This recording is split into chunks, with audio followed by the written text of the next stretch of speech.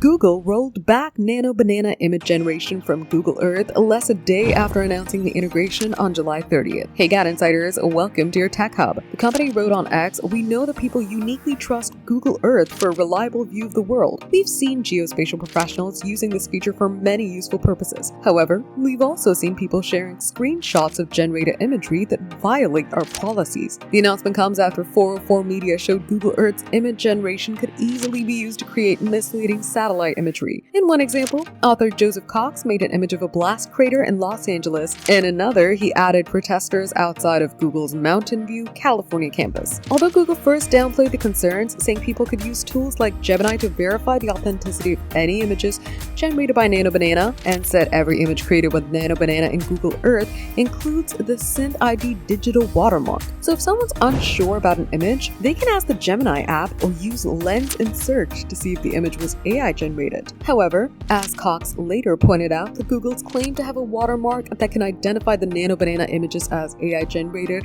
is completely brain dead as to how misinformation works. Think about it. How often have you stopped to verify an image you've seen online? Sure, people have become more critical of the images they've seen online, but it wasn't long ago when everyone was sharing AI images of baby peacocks thinking they were real. Now, Google again defended that the images Google Earth generated were watermarked, but said it would implement more stronger guardrails before enabling this feature inside Google Earth again. For more updates, subscribe to GadInsider, like and share the video, and don't forget to press the bell icon so you never miss any update.